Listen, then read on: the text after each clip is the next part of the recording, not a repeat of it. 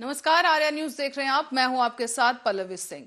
आज चक्रव्यूह की शुरुआत करेंगे यूपी के नगर निकाय चुनाव में ओबीसी आरक्षण पर हाईकोर्ट की तरफ से जो लखनऊ बेंच ने बड़ा फैसला सुनाया है उसको लेकर। हाईकोर्ट ने दरअसल ओबीसी आरक्षण के बिना ही निकाय चुनाव कराने का आदेश दे दिया है। ऐसे में ओबीसी के लिए आरक्षित सीट अब जनरल ही यानी सामान्य मानी जाएगी। और इस फैसले के साथ ही हाईकोर्ट ने 5 दिसंबर को उत्तर प्रदेश सरकार की तरफ से जारी की गई ड्राफ्ट नोटिफिकेशन को भी खारिज कर दिया है। जज देवेंद्र कुमार उपाध्याय और सौरभ लवानिया की खंडपीठ ने कहा कि सरकार को चुनाव जल्दी कराने चाहिए। अगर आरक्षण तय करना है तो ट्रिपल टेस्ट के बिना कोई आरक्षण तय नहीं होगा। हाईकोर्ट के इस फैसले को सरकार के लिए बड़े झटके के तौर पर देखा जा रहा है।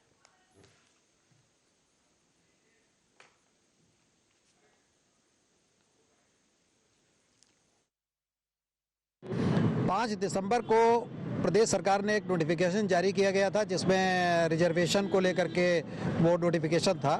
उसके खिलाफ यहाँ बहुत याचिकाएं दाखिल की गई थी, करीब 90, और आज उसमें फैसला आया है। 5 दिसंबर 2022 का जो नोटिफिकेशन था उसको निरस्त कर दिया गया है और उच्च न्यायालय ने ये कहा है कि डेडिकेटेड कमीशन और ट्रिपल सर्वे के कराए बिना ओबीसी को रिजर्वेशन नहीं दिया जा सकता।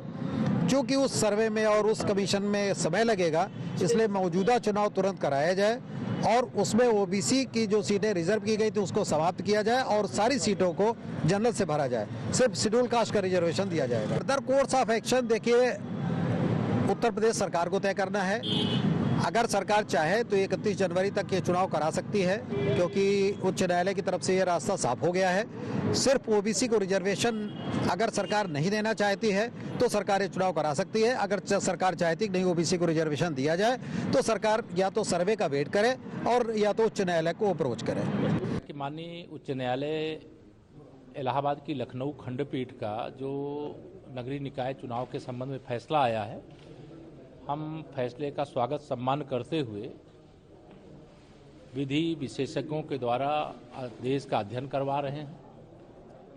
सरकार के स्तर से या तो अन्य कोई रास्ते से जो भी रास्ता अपनाना पड़ेगा वो रास्ता अपनाते हुए उत्तर प्रदेश के अंदर ओबीसी का आरक्षण शून्य करके भारतीय जनता पार्टी की आदरणीय योगी आदित्यनाथ जी के नेतृत्व वाली सरकार चुनाव नहीं कराएगी। चुनाव जब भी होंगे, जो भी प्रक्रिया अपनानी पड़ेगी, लेकिन अन्य पिछड़ा वर्ग को आरक्षण के साथ चुनाव कराएगी। कि माननीय उच्च न्यायालय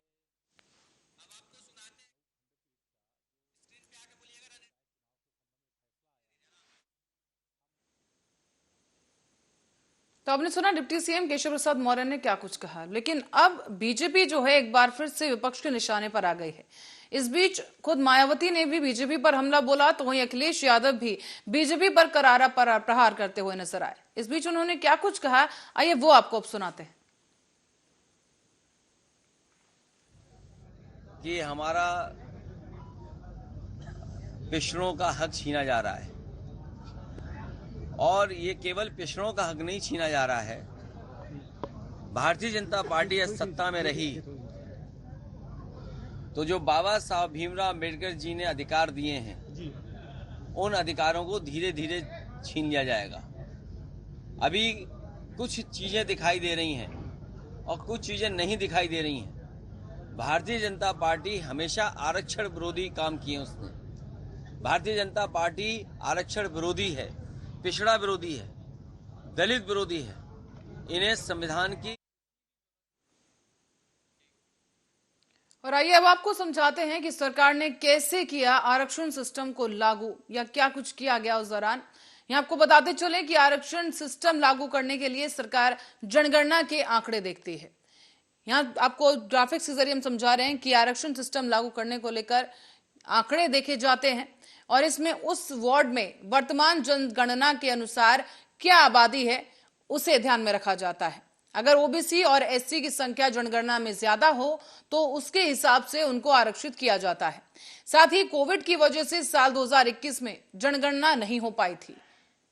बता दें आपको कि कोविड एक अहम पहलू रहा जिसकी वजह से साल 2021 में जनगणना नहीं हो पाई। इसी की वजह से साल 11 के जनगणना के आधार पर ही आरक्षण को जो है उसकी व्यवस्था को तय किया गया। इसमें यह देखना होता है कि वार्ड में परिसीमन के अंदर जो इलाका आता है उसमें लेटेस्ट जनगणना में कौन सी आबादी लीड कर रही है, उसी के आधार पर आरक्षण व्यवस्था तय की जाती है। साथ ही आपको बता दें कि ओबीसी आरक्षण को लेकर एक तमाम बातें हैं इस वक्त जो कि संदेह के पहलू में है, और इसी के साथ ही जो केंद्र बिंदु है आरक्षण को लेकर वो अब आपको बता रहे हैं कि उस वार्ड में वर्तमान जनगणना के अनुसार क्या आबादी है उसे ध्यान में रखना बेहद जरूरी होता है। अगर ओबीसी और एससी की संख्या जनगणना में ज्यादा है तो उसके हिसाब से उनको आरक्षित किया जाता है। और अब इस बीच जो पूरी बहस और जो पूरा बवाल इस वक्त मचा है ओबीसी आरक्षण को लेकर, इस बीच ट्रिपल टी फॉर्मूला तेजी के साथ गूंज रहा है। लेकिन ये ट्रिपल टी फॉर्मूला आखिर क्या है वो आपको बता दें कि इस व्यवस्था में सरकार को एक कमीशन बनाना होता है। जिस तरह से सुझाव सुप्रीम कोर्ट की तरफ से दिया गया ट्रिपल टी, उसके अनुसार ये कमीशन अन्य पिछड़ा वर्ग की स्थिति का आकलन करती है और उसी के स्थिति पर अपनी रिपोर्ट दर्ज करती है। रिपोर्ट के आधार पर आरक्षण लागू होगा और इसमें यह देखा जाता है कि राज्य में अन्य पिछड़ा वर्ग की आर्थिक या शैक्षणिक स्थिति आखिर क्या है, क्या उन्हें वास्तव में आरक्षण की जरूरत है और उनको आरक्षण क्या दिया जा सकता है या नहीं। इसके बाद यह भी देखना होता है कि व्यवस्था कुल आरक्षण के 50% से ज्यादा ना हो। ऐसे में हाईकोर्ट के नतीजों के अनुसार 3 विकल्प हो सकते हैं।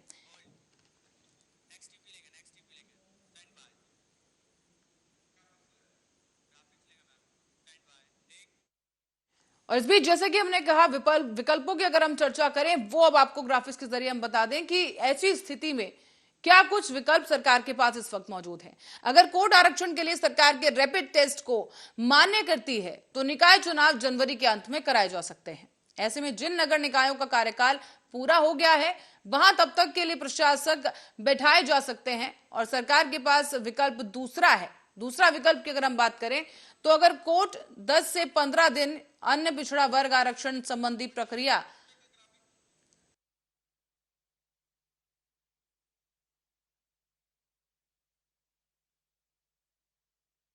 तो यहां हम आपको दिखा रहे हैं कि पहला विकल्प इस वक्त सरकार के पास क्या बचता है।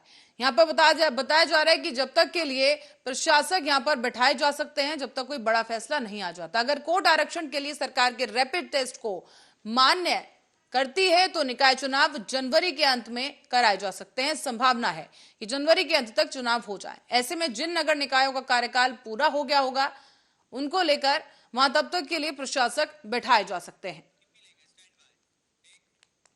तो ये पहला विकल्प हमने आपको दिखाया। अब दूसरा विकल्प क्या है वो आपको हम बता दें कि इस पूरे मामले को लेकर जो दूसरा विकल्प इस वक्त राज्य सरकार के पास है वो ये कि अगर कोर्ट 10 से 15 दिन अन्य पिछड़ा वर्ग आरक्षण संबंधी प्रक्रिया पूरी करने का निर्देश देता है तो फिर म्युनिसिपल इलेक्शन फरवरी उत्तर प्रदेश बोर्ड परीक्षा के पहले कम समय में कराए जा सकते हैं।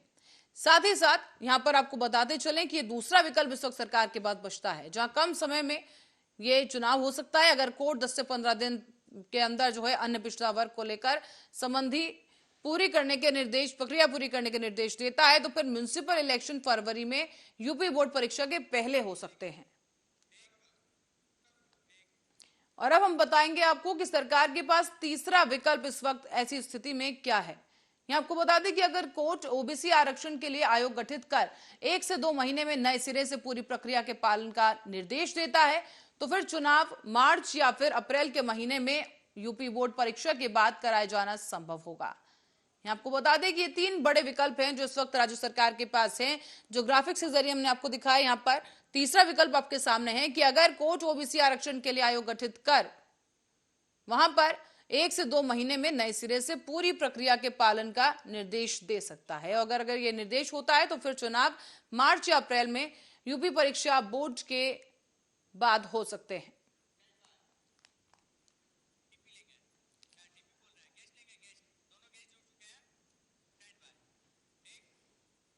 और आज इसी मुद्दे पर चर्चा करेंगे क्योंकि जिस तरीके से इस पर आरोप प्रत्यारोप का दौर शुरू हो चुका है, इसके लिए हमारे साथ आज चर्चा के लिए मौजूद है हमारे साथ सुरेंद्र सिंह, नेता बीजेपी, और अनूप दीक्षित, सपा प्रवक्ता। सर, आप दोनों ही गेस्ट का बहुत बहुत स्वागत है आर्य न्यूज पर। सबसे पहले सुरेंद्र जी आपके पास जाना चाहूंगी कि सीएम योगी आदित्यनाथ ने साफ कर दिया है कि पहले ओबीसी को आरक्षण देंगे, फिर यूपी में निकाय चुनाव करवाएंगे। लेकिन बावजूद इसके विपक्ष लगातार हमलावर हो रहा है। तमाम आरोप बीजेपी पर लगाए जा रहे हैं कि बीजेपी की मंशा पर सवाल उठा दिए गए हैं। पल्लवी जी देखिए, विपक्ष जो है आज से आरोप नहीं लगाते हैं। विपक्ष तो हमेशा ही जब भी उत्तर प्रदेश के अंदर कोई भी अच्छा काम हुआ उसके लेके भी उन्होंने आरोप लगाए। लेकिन आप देखिए जिस प्रकार से सरकार ने अपना जो नोटिफिकेशन जारी किया था उसको लखनऊ बेंच ने उसको खारिज कर दिया। लेकिन हमारे माननीय मुख्यमंत्री जी ने ये तो नहीं कहा कि हम आरक्षण बिल्कुल ही नहीं दे रहे हैं। उन्होंने कहा कि हम सुप्रीम कोर्ट में जाएंगे और आरक्षण के लिए मांग करेंगे, और आरक्षण जब तक नहीं देता है तब तक हम चुनाव नहीं कराएंगे। लेकिन विपक्ष तब भी जो है आरोप लगा रहे हैं कि बीजेपी का मंशा नहीं है, बीजेपी ने ये कर दिया, बीजेपी ने वो कर दिया। चलिए जवाब ले लेते हैं। अनूप दीक्षित जी हमारे साथ सपा चाहूंगा जी, जवाब ले लेते हैं अनूप जी कि यहाँ पर कहा जा रहा है कि आरक्षण अगर नहीं दिया जा सका या हाईकोर्ट के फैसले के खिलाफ सुप्रीम कोर्ट में भी सरकार जाएगी वहां पर, तो फिर समाजवादी पार्टी जो है इतना हंगामा आखिर क्यों कर रही है? सरकार पर थोड़ा भरोसा तो रखना चाहिए। पल्लवी जी मैं अपनी बात पूरी कर लूं जी। तो आपको अभी कुछ दिन पहले की मैं आपको याद दिलाना चाहता हूं, जब केंद्र सरकार ने आरक्षण लेके आए, आप देखिए ओबीसी समाज को सुरेंद्र जी आपको पूरा मौका मिलेगा। अभी थोड़ा अनूप जी से बात कर लेते हैं, एक बार उनसे पूछ लेते हैं कि आखिर विपक्ष इतना हल्ला क्यों कर रहा है जब सरकार की तरफ से कह दिया गया है कि सुप्रीम कोर्ट का रुख करेंगे लेकिन आरक्षण को जाने नहीं दिया जाएगा। अनूप जी विपक्ष हल्ला नहीं कर रहा है, विपक्ष उत्तर प्रदेश सरकार की मानसिकता को दिखाना चाह रहा है। उत्तर प्रदेश सरकार की वास्तविक में मानसिकता ही यही थी, और यदि इनकी ओबीसी रिजर्वेशन के तरफ प्रतिबद्धता थी तो जब माननीय उच्चतम न्यायालय में मामला था तो उत्तर प्रदेश सरकार को ट्रिपल टेस्ट कराकर वहां पर जाना चाहिए था। क्यों ऐसी नौबत आई कि माननीय उच्चतम न्यायालय ने इनका नोटिफिकेशन खारिज कर दिया? जिस नोटिफिकेशन में उन्होंने 2017 का हवाला दिया रिजर्वेशन का, तो इनको पूरा होमवर्क करके माननीय उच्चतम न्यायालय के सामने जाना चाहिए। बट इस वजह से इनकी कार्यशैली पर प्रश्न चिन्ह उठा रहा है कि ये पूर्ण रूप से तैयारी पे नहीं गए, और जैसे ही उच्चतम न्यायालय का आदेश। चलिए बिल्कुल, बहुत बढ़िया यहाँ पर आपने बात की कि यहाँ पर मजबूती के साथ पक्ष नहीं रखा गया। चलिए सर सुरेंद्र जी, यहाँ पर एक बार फिर आप पे सवाल ये उठाया गया कि मजबूती के साथ पक्ष नहीं रखा सरकार ने, इसीलिए आज ये नौबत आई कि सुप्रीम कोर्ट का दरवाजा खटखटाना पड़ सकता है। नहीं पल्लवी जी देखिए, जो अभी आपने पहले भी कहा और मैं उसी पे आता हूँ। अब किसी को मालूम था क्या कि ये कोविड आ जाएगा, अचानक इतना बड़ा महामारी आ जाएंगे, देश के अंदर हालत जो है इस तरह से ऐसा हो जाएगा? आदमी पहले जीवन बचाने का काम करेगा कि जनगणना कराएंगे या चुनाव कराएंगे या आरक्षण देने में लगे रहेंगे? पहले देश को बचाना था, समाज को बताना था। जो हमारे लोग उस कोविड काल में फंसे हुए थे उनको निकालने का काम, करने का काम किया सरकार। और जब चुनाव का टाइम आया तो जो उनके पास सुविधाएं थी उस हिसाब से उन्होंने अपना काम किया। अगर उसपे लखनऊ बेंच ने अगर खारिज कर दिया है तो हम सुप्रीम कोर्ट जाएंगे। हमने हार तो नहीं माना ना। हम तो ये तो नहीं कह रहे हैं कि हम बिना आरक्षण के चुनाव कराने को जा रहे हैं। हम तो चुनाव कराएंगे तब, जब आरक्षण जब तक लागू नहीं होगा हम चुनाव नहीं कराएंगे। हम सुरेंद्र जी इतनी मजबूती के साथ ये पक्ष हाईकोर्ट में क्यों नहीं रखा गया? अगर बात ऐसी है, इतनी मजबूती के साथ पक्ष आपने क्यों नहीं रखा हाईकोर्ट में? नहीं पल्लवी जी देखिए, हमने मजबूती के साथ रखा, इसमें कोई शक नहीं है। लेकिन वहां पे अब ये देखिए, आप उच्च न्यायालय का मामला है, हाई कोर्ट का मामला, अब उसके ऊपर अगर हम ये आरोप लगा दें ये तो उचित नहीं है। अब सर्वोच्च न्यायालय को कौन चैलेंज करेगा? देश के अंदर सबसे बड़ा अदालत है तो उस पर भरोसा है। हम सुप्रीम कोर्ट जाएंगे, हमें आरक्षण मिलेगा, हम उस आधार पे हम। अनूप जी से जवाब। अनूप जी जी कहिए। मैं अपने भाजपा के मित्र से ये पूछना चाह रहा हूँ कि यदि आज उच्चतम न्यायालय ने इनके विरोध में कोई फैसला दे दिया ओबीसी से संबंधित, ओबीसी रिजर्वेशन से संबंधित, तो आज इनको क्यों इतना दिक्कत हो रही है? उच्चतम न्यायालय के फैसले का सम्मान तो सबको करना चाहिए। आज आप सुप्रीम कोर्ट की दुहाई दे रहे हैं, आपको उच्चतम न्यायालय पहुंचने के पहले ही पूरा होमवर्क कर लेना चाहिए, वो आपने किया नहीं। पर यहाँ सुरेंद्र जी कह रहे हैं कि कोविड की वजह से ये देरी हुई है, जिस तरह से जो स्थितियां बन गई थी कोविड काल के टाइम में आपने देखा होगा पूरा देश किस हालत में था। हम क्या उसको जनगणना कराते, या जो 2017 का जो वो था हम उसको लेके गए। आप अगर ये कह रहे हैं, चलिए अनूप जी कुछ कहना चाह रहे हैं। अनूप जी, कोई परवाह नहीं था, जी सुरेंद्र जी लौटेंगे। अनूप जी कुछ कहना चाह रहे हैं। अपनी सीट बचानी थी तो ऐसी राजनीति की भारतीय जनता पार्टी नहीं करती है। भारतीय जनता पार्टी हमेशा साफ सुथरे की राजनीति करने का काम किया, समाज का विकास करने का काम किया, सबके साथ सबका विकास, सबका प्रयास और सबके सहयोग के साथ। ठीक है सुरेंद्र जी, अब सुन लेते हैं थोड़ा अनूप जी। जी उत्तर प्रदेश की जनता देख रही है, ओबीसी समाज, पिछड़ा, अन्य पिछड़ा वर्ग समाज भारतीय जनता पार्टी की तरफ देख रहा है और समझ रहा है। पल्लवी जी, क्या है, उत्तर प्रदेश की जनता को, उत्तर प्रदेश की ओबीसी समाज को एक समय तक मूर्ख बनाया जा सकता है। ऐसा नहीं चलेगा जैसा भारतीय जनता पार्टी चलाना चाह रही है। दोबारा भारतीय जनता पार्टी को उत्तर प्रदेश के ओबीसी समाज ने पूर्ण बहुमत देकर सत्ता में बैठाला है। उसका परिणाम नगर निकाय चुनाव में देखने को मिल रहा है कि क्या तैयारी से ये हाईकोर्ट गए और क्या तैयारी से ये चुनाव करा रहे हैं। आज विपक्ष जो एकजुट होकर शोर कर रहा है, उसी का नतीजा है कि जैसे उच्चतम न्यायालय का आदेश आता है, तुरंत इनके उप मुख्यमंत्री का बयान आ जाता है कि हम सुप्रीम कोर्ट तक जाएंगे। अनूप जी, ये ट्रिपल टी की जो बात यहाँ पर उठ रही है बार बार, ये सुप्रीम कोर्ट की तरफ से कब कहा गया था, कब सुझाव दिया गया था, कुछ याद है आपको? 2021 में ओबीसी आरक्षण के लिए सुप्रीम कोर्ट ने 2021 में गाइडलाइन दिया था पल्लवी जी। और यदि सरकार वाकई ओबीसी के रिजर्वेशन के, तो समाजवादी पार्टी को थोड़ी देरी नहीं हो गई इस मुद्दे पर मुखरता के साथ अपनी बात कहने के लिए? समाजवादी पार्टी समय समय पर बराबर इस मुद्दे पल्लवी जी चलिए सुरेंद्र जी, भाई को मालूम नहीं है, मैं बताता हूँ। ये महाराष्ट्र के अंदर इस तरह का बात जब उठा था तब सुप्रीम कोर्ट ने गाइडलाइन जारी किया था। सर, खाली महाराष्ट्र के अंदर नहीं, पूरे संपूर्ण भारत में 68 मामले थे। पहले मामला वहाँ पे उठा था। 12 साल पहले ये मामला उठ चुका है अनूप जी, 12 साल पहले मामला उठ चुका है। आरक्षण लागू कर सकते हैं। तो सुप्रीम कोर्ट ने जो गाइडलाइंस जारी किया, हम सुप्रीम कोर्ट को चैलेंज कर थोड़े रहे, हम तो सुप्रीम कोर्ट के अंदर जा रहे हैं, विनती कर रहे हैं।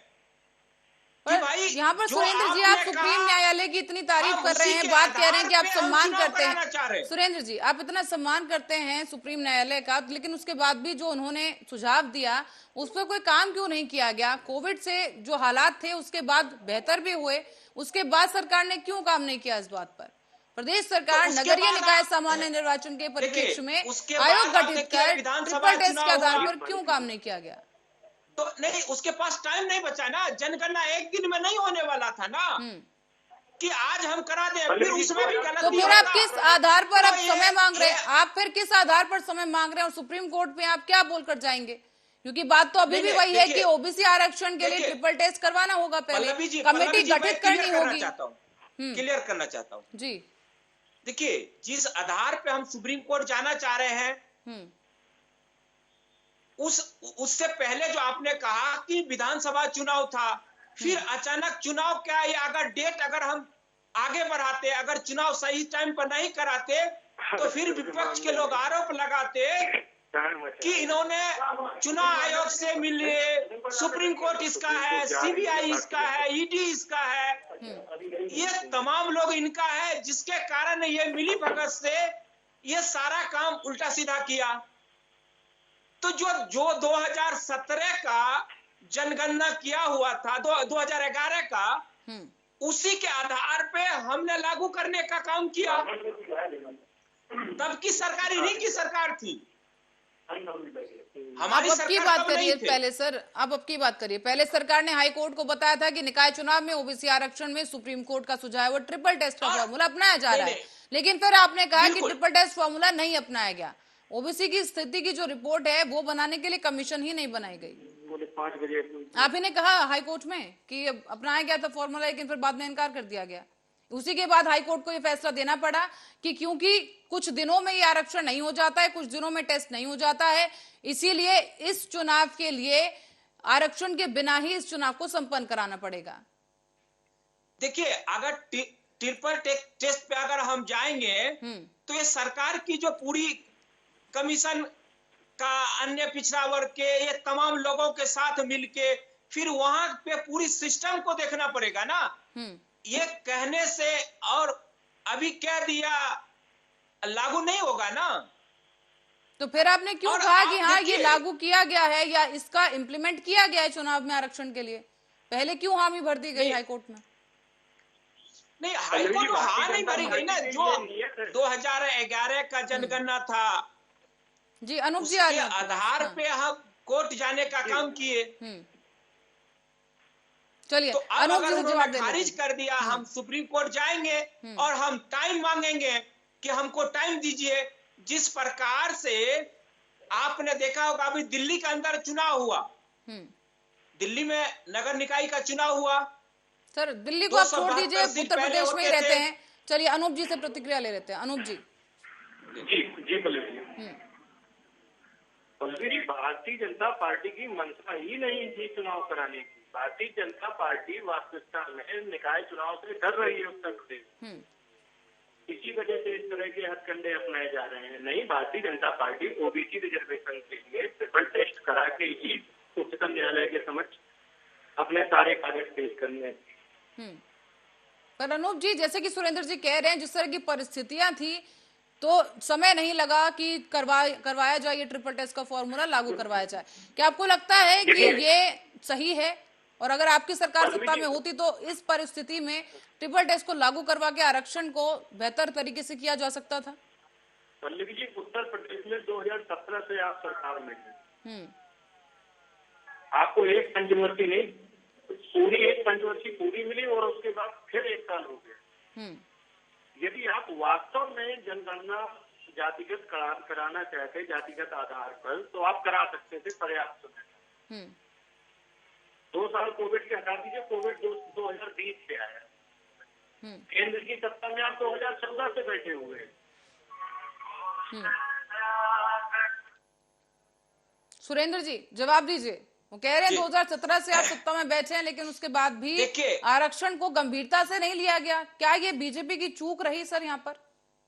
बिल्कुल नहीं पल्लवी जी। देखिए, मैं आपको क्लियर करता हूँ, 2017 में जब हम सत्ता में आए, जिस प्रकार से उत्तर प्रदेश के अंदर भ्रष्टाचारी, किडनैपिंग, आप वहां का जो लाइन ऑर्डर था, आप उसको देखिए किस प्रकार से वो अपराधी को आरक्षण दिया जाता था।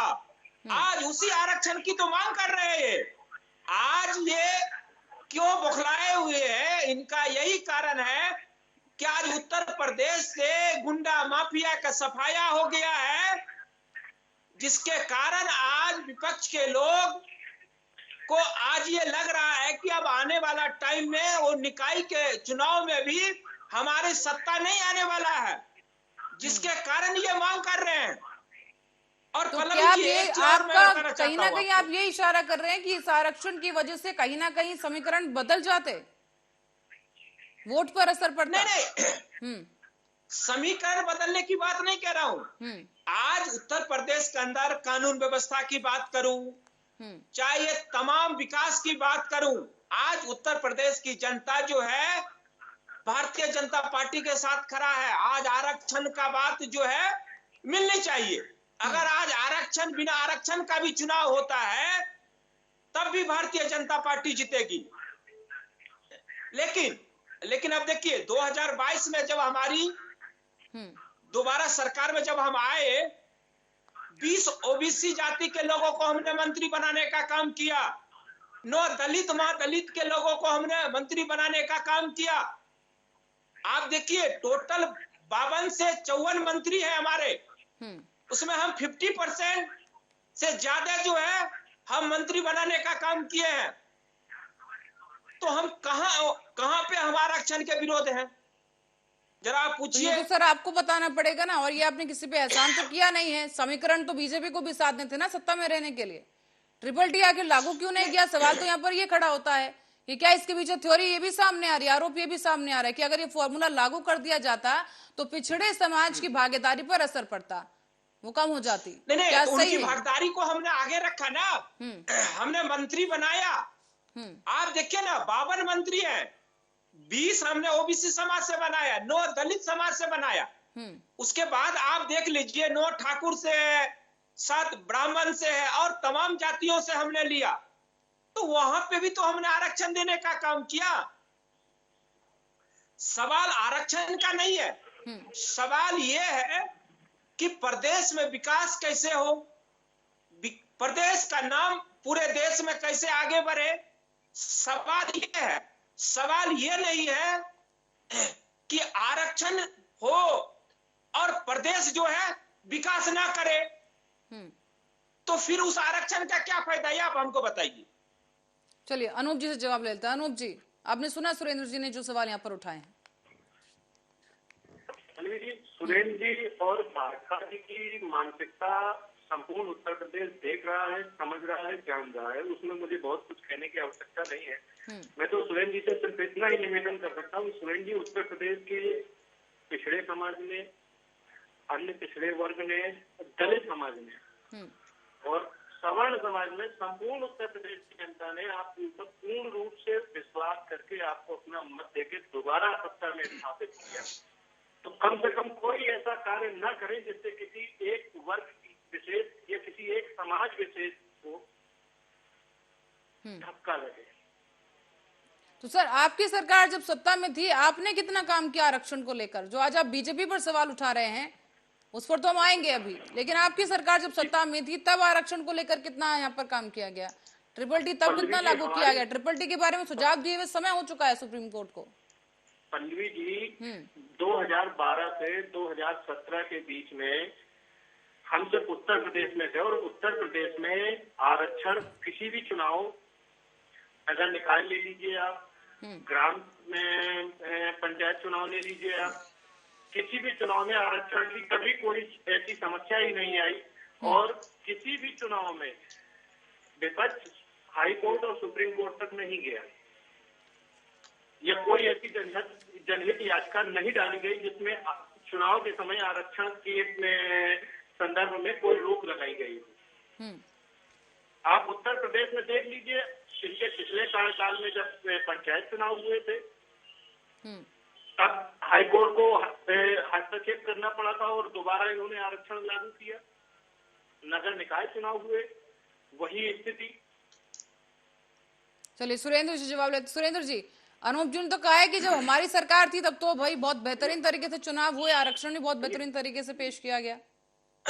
देखिए यही पल्लवी जी 2014 के बाद जब भारतीय जनता पार्टी की सरकार केंद्र में आई तब से लेके अब तक भारतीय जनता पार्टी है एक ऐसी सरकार है, मोदी जी की ऐसी सरकार है जिन्होंने सबका साथ, सबका विकास और सबका प्रयास, सबका सहयोग लेने का काम किया। आप देखिए केंद्र में हमारा 27 ओबीसी समाज से मंत्री हैं, 10 जो है एससी और एसटी समाज से हैं, 11 महिला हैं जो मंत्री आज बने हुए हैं। जब इनकी सरकार थी या यूपीए की सरकार थी कितने % आरक्षण दिए थे? सर आपकी सरकार तो अब है ना, पहले अपना बताइए कि आपने जो ओबीसी आरक्षण है उसके लिए कितना काम किया? आपने कई मंत्रियों के नाम मुझे यहाँ पर गिनाए कैबिनेट में। यहाँ पर महिलाओं के बारे में भी बता दीजिए, कितनी महिला मंत्री और विधायक यहाँ पर बीजेपी में हैं? कैबिनेट में कितनी महिलाएं हैं? देखिए कैबिनेट में 11 मंत्री हमारे हैं केंद्र सरकार में। आप उत्तर प्रदेश की बात करिए ना, उत्तर प्रदेश की कैबिनेट की आप बात करिए ना। अपनी कैबिनेट में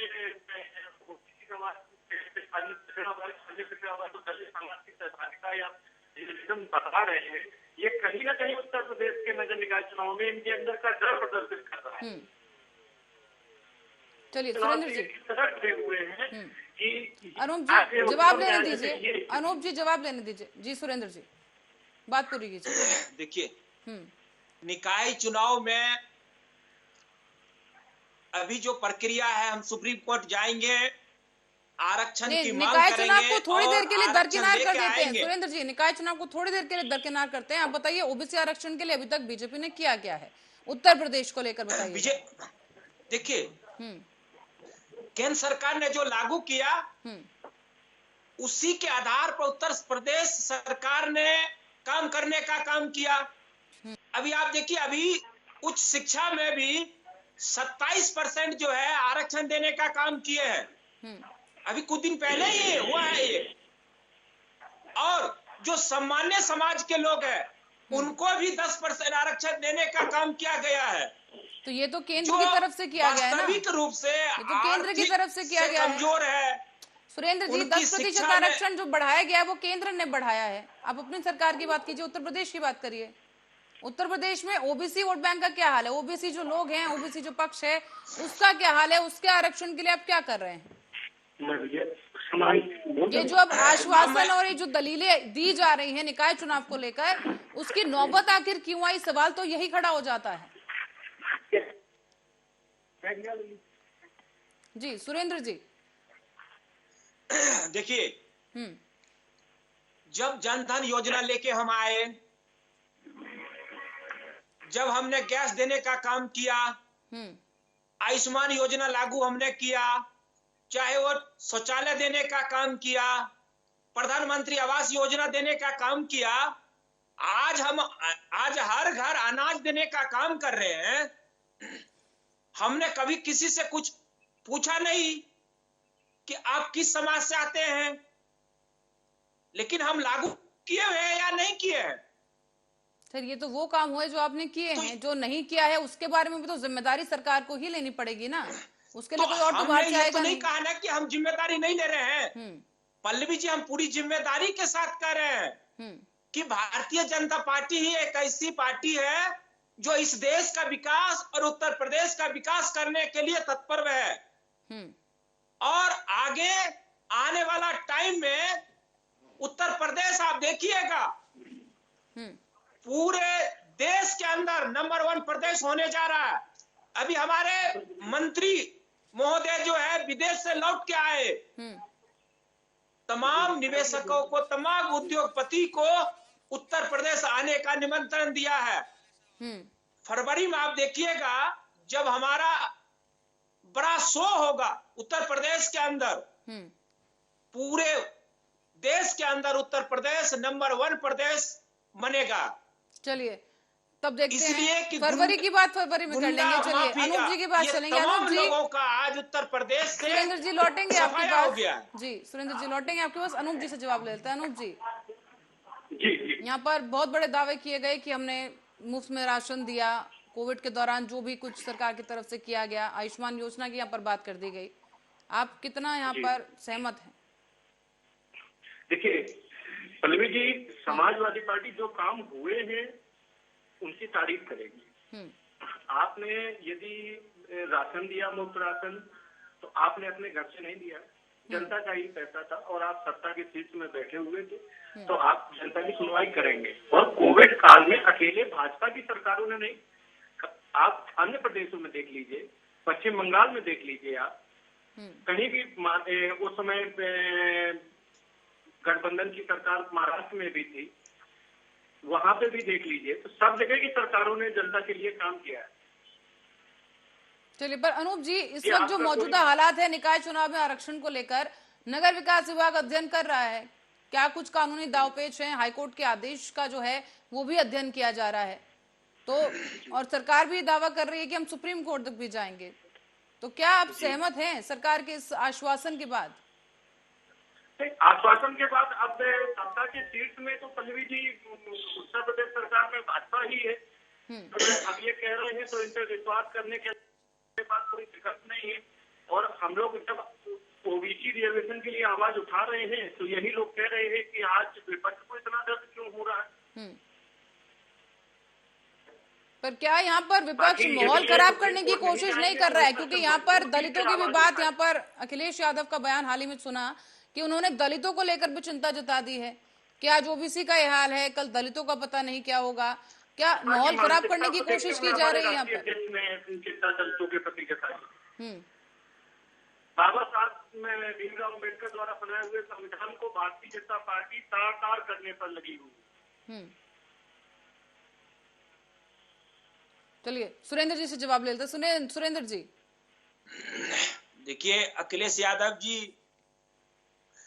पहले परिवारवाद से बाहर निकल जाए, फिर वो दलित और ओबीसी, महादलित या अदर समाज की बात करे। इन लोगों ने सिर्फ परिवार के अलावा किसका विकास किया? कौन सी आरक्षण की बात कर रहे हैं?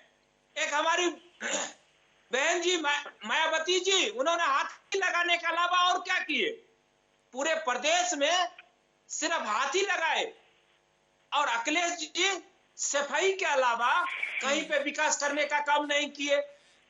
आज पूरे प्रदेश के अंदर 80 लोकसभा है पल्लवी जी, सिर्फ ये सफाई आजमगढ़। सुरेंद्र जी मुद्दे पे रहिए ना, किसने कहा क्या करवाया, वो तो एक बहुत लंबी चौड़ी लिस्ट है, फिर वो तो एक अलग ही मुद्दा हो जाएगा। यहाँ मुद्दे पे रहिए। डेटा के आधार पर देखा जाए सर, तो बीजेपी का एक बड़ा वोट बैंक रहा है ओबीसी। 2014 की अगर बात करें तो तभी से बम्पर वोटिंग शुरू हुई बीजेपी को, और ओबीसी का जो वर्ग रहा है काफी बड़ा एक अहम वोट बैंक रहा है बीजेपी के लिए। लेकिन आज आप ही को सफाई देनी पड़ रही है, बीजेपी ही सवालों के घेरे में है कि ठीक से दलील नहीं रखी गई कोर्ट में। नहीं पल्लवी जी, देखिए बीजेपी घेरे में नहीं है और सफाई हम नहीं दे रहे हैं। हम जो हमारे तो फिर आपके नेता क्यों हैशटैग लगा के चल रहे हैं? ट्विटर पे बहुत ज्यादा हैशटैग वो हो रहा है, वायरल हो रहा है, या तो शायद आपने देखा नहीं है कि योगी विद ओबीसी, योगी विद आरक्षण, इस तरह के हैशटैग की क्या नौबत पड़ गई फिर सर बीजेपी को? अब देखिए, हैशटैग चलाने का तो अलग अलग ट्रेंड होता है ट्विटर पे, अलग अलग जगह पे, उसका तो नहीं मुझे मालूम। लेकिन जहां तक रहा प्रदेश की जो ओबीसी समाज के लोग हैं, चाहे वो आदिवासी हो, चाहे एससी हो, एसटी हो, इनका अगर विकास हुआ है और आगे विकास होगा तो वो भारतीय जनता पार्टी करेगा विकास। इसके अलावा और कोई नहीं कर सकता है। सिर्फ परिवारवाद में सब उलझ गए। मायावती जी अपने भाई भतीजा को जल्दी से प्रतिक्रिया ले लेते हैं। अनूप जी कुछ कह रहे हैं। अनूप जी। सुरेंद्र जी, उत्तर प्रदेश की जनता देख रही है कि भारतीय जनता पार्टी कितना विकास कर रही है, और शायद इसी वजह से आपने ओबीसी रिजर्वेशन का पूर्ण रूप से सफाया कर दिया।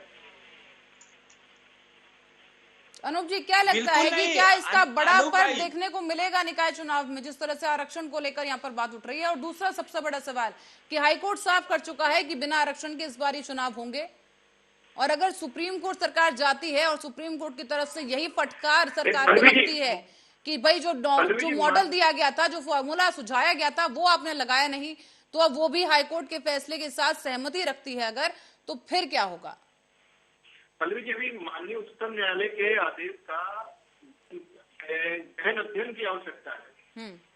अभी जैसे आपने बोल लिया कि स्पष्ट कर दिया उन्होंने कि बिना आरक्षण के चुनाव कराया जाए, तो उच्चतम न्यायालय ने ऐसा कोई अभी आदेश नहीं किया है जहाँ तक मुझे जानकारी है। और हमारे वरिष्ठ अधिवक्ता गण उस पर अभी होमवर्क कर रहे हैं, उसको आदेश को पढ़ रहे हैं, और उसके बाद देखिए फिर क्या स्थितियां बनती हैं। यदि माननीय सुप्रीम कोर्ट जाना पड़ेगा तो फिर समाजवादी पार्टी उसके लिए भी तैयार है। लेकिन ओबीसी रिजर्वेशन में किसी भी तरह नहीं, अगर बिना आरक्षण के चुनाव कराने की नौबत आती है तो क्या समाजवादी पार्टी इस फैसले का समर्थन करेगी? नहीं होने देगी, चाहे समाजवादी पार्टी का एक यही मेरा सवाल आपसे था। भारतीय जनता पार्टी की इस नीति का विरोध करेगा। चलिए सुरेंद्र जी के बाद। सुरेंद्र जी, मेरा भी आपसे यही सवाल है जो मैंने यहाँ पर अनूप जी से किया कि जिस तरह से हाईकोर्ट ने साफ कर दिया है कि क्योंकि अब समय नहीं बचा है तो ये वाले जो चुनाव है, निकाय चुनाव जो है, बिना आरक्षण के, बिना ओबीसी आरक्षण के ही ऐसे संपन्न कराया जाए। आपने कहा कि आप सुप्रीम कोर्ट का करेंगे, लेकिन अगर सुप्रीम कोर्ट की तरफ से भी इसी फैसले पर सहमति जताई गई, फिर बीजेपी का अगला कदम क्या होगा? देखिए पल्लवी जी, उच्च न्यायालय पे पूरा भरोसा है। सुप्रीम कोर्ट आज आप देख लीजिए, अगर कुछ भी हो तो हर कोई कहता है कि कोर्ट है ना, और मुझे पूरा भरोसा है कि ट्रिपल टेस्ट के जरिए जो है, जो आरक्षण जो है जो लागू होगा, और फिर से जो है प्रदेश के अंदर जो है निकाय चुनाव में जो ये लागू होगा, और चुनाव आरक्षण के ही माध्यम से चुनाव होगा। बेशक समय लगेगा उसमें, लेकिन चुनाव जो होगा वो आरक्षण के माध्यम से ही होगा, और सुप्रीम कोर्ट पर पूरा भरोसा है। तो सुरेंद्र जी कि की आपको वो लगता नहीं जनता कि के बहुत हक समय में बीजेपी फैसला गवा करेगा। चुकी है? सुरेंद्र जी की आपको लगता नहीं बहुत समय बीजेपी गवा चुकी है, इसीलिए हारकर हाईकोर्ट को भी यही कहना पड़ा कि अब इतना समय नहीं बचा है कि आप ट्रिपल टी फिर से लागू करें, और बल्कि लागू नहीं, करें क्योंकि काफी लंबा समय पल्लवी जी, इसमें मैं जाएगा। यही तो कह रहा हूं ना कि सुप्रीम कोर्ट जो है जनता की बातों को सुनेंगे, जनता के भरोसा को नहीं तोड़ेंगे, और वो लागू होने देंगे, चाहे उसमें कुछ चेंजिंग करना पड़े, सुप्रीम कोर्ट वो भी करेंगे, और जनता के साथ जो है पूरा भरोसा बना के रखेंगे सुप्रीम कोर्ट। और सुरेंद्र जी, अभी भी मुझे उस सवाल का जवाब नहीं मिला है जो बीजेपी अपनी तारीफ करते नहीं थकती थी राम मंदिर के मुद्दे पर कि हमारी तरफ से बड़ी मजबूती के साथ दलीलें रखी गई, हम जीत गए हैं।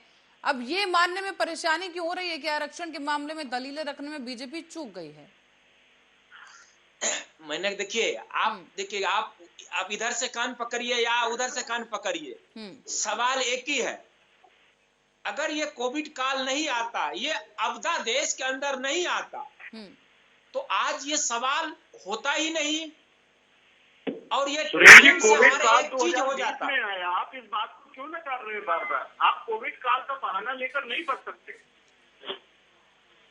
नहीं, हम कोविड काल का बहाना लेकर बच नहीं रहे हैं। उसके बावजूद भी हमने काम करने का काम किया। और आप लोग, पर सुरेंद्र जी, कोविड काल के दौरान इलेक्शंस तो नहीं रुके। जनगणना हुई एक सेकंड, तो 2011 से 17 तक में आप लोगों ने तो थोड़ा सा भी काम नहीं किया। सुरेंद्र जी, कोविड काल में जब चुनाव नहीं रुके तो जनगणना को क्यों रोक दिया गया? जनगणना के लिए आप क्यों उसका कोविड का हवाला दे रहे हैं? यहाँ पर ये ट्रिपल टी लागू करने के लिए कोविड का हवाला फिर क्यों दे रहे हैं आप? देखिए पल्लवी जी, जनगणना करना, चुनाव कराना दोनों अलग विषय है। चुनाव कराते हैं चुनाव आयोग, उनके हाथ में सारी सिस्टम होती है, और जनगणना कराने का काम सरकार के हाथ में है।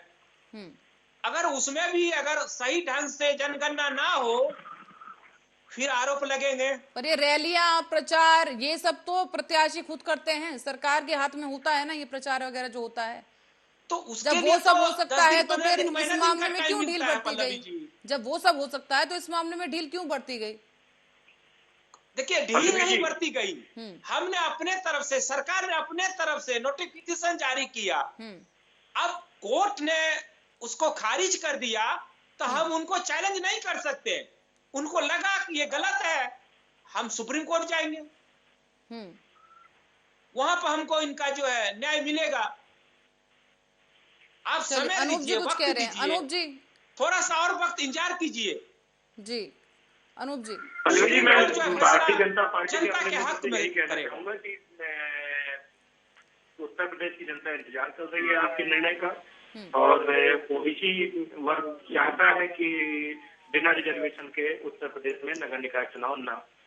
और पल्लवी जी, आज समय की बाध्यता की वजह से मैं आपसे क्षमा चाहूंगा कि मैं डिबेट को यहीं पे छोड़ के जाना चाहूंगा। थोड़ी कुछ आवश्यक कार्य रहते हैं कि आगे कंटिन्यू नहीं कर सकता हूँ। जी चलिए अनूप जी, बस एक क्लोजिंग स्टेटमेंट सर आपसे चाह रहे हैं कि अब जाते जाते आप ये बता जाएं कि जिस तरीके से इस वक्त मौजूदा स्थिति है और सुप्रीम कोर्ट का रुख सरकार कर रही है, आपका क्या मानना है? क्या समाजवादी पार्टी इंतजार करेगी इस पूरे मामले को लेकर? बिल्कुल समाजवादी पार्टी पल्लवी जी इंतजार करेगी, और समाजवादी पार्टी ये चाहती है कि चाहे वो एससी रिजर्वेशन हो, चाहे वो ओबीसी रिजर्वेशन हो, किसी भी समाज को बिना छोड़ते हुए, सबको साथ में लेते हुए उत्तर प्रदेश सरकार निकाय चुनाव कराए। और बिना ओबीसी रिजर्वेशन के यदि उत्तर प्रदेश सरकार निकाय चुनाव कराती है तो समाजवादी पार्टी पुरजोर विरोध करेगी। चलिए, बहुत बहुत धन्यवाद आपका हमारे साथ जुड़ने के लिए। एक बार फिर से सुरेंद्र जी आपके पास जाना चाहूंगी, क्लोजिंग रिमार्क्स सर जल्दी से दीजिए। जिस तरीके से इस वक्त आरोप लग रहे हैं बीजेपी सरकार की मंशा पर, और जिस तरह से सरकार भी आश्वासन दे रही है, तो क्या आपको लगता है कि आने वाले समय में सरकार के हित में कोई फैसला होगा जो जनता के हित में भी हो, और ओबीसी वर्ग जो है, जो इस वक्त नाराज हो गया है कहीं ना कहीं, उसकी नाराजगी को दूर किया जाए? सुरेंद्र जी।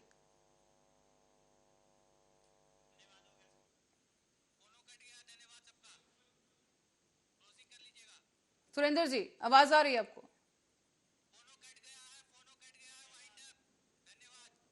चलिए, हमारे साथ सुरेंद्र जी बीजेपी से जुड़े थे और साथ ही अनूप जी हमारे साथ समाजवादी पार्टी से प्रवक्ता हमारे साथ जुड़े, और दोनों ही गेस्ट ने चर्चा इस बारे में की कि ओबीसी आरक्षण को लेकर जो मौजूदा स्थिति है उसको लेकर सरकार सुप्रीम कोर्ट का दरवाजा खटखटाएगी। हालांकि इस पूरे मामले को लेकर समाजवादी पार्टी की तरफ से यही दो टूक में कहा जा रहा है कि यहां पर सरकार की मंशाएं नहीं थी, मजबूती के साथ दलीलें कोर्ट में नहीं पेश की गई, इसी वजह से आज खामियाजा ये भुगतना पड़ रहा है कि निकाय चुनाव में फिर से एक बार देरी हो सकती है। हालांकि हाईकोर्ट ने कहा है कि इस बार निकाय चुनाव बिना आरक्षण के किया जाए, लेकिन बीजेपी अभी भी ये कह रही है कि वो ओबीसी आरक्षण के बिना चुनाव कराने के लिए सहमत नहीं होगी और इसीलिए सुप्रीम कोर्ट का दरवाजा खटखटाया जाएगा। अब आने वाले समय में इस ओबीसी आरक्षण का भविष्य क्या होगा और किस तरीके से इस आरक्षण को किया जाएगा और चुनाव आखिर कैसे होंगे, वो देखने वाली बात होगी। फिलहाल के लिए चक्रव्यूह में इतना ही। आप बने रहे हमारे साथ, देखते रहे आर्या न्यूज़।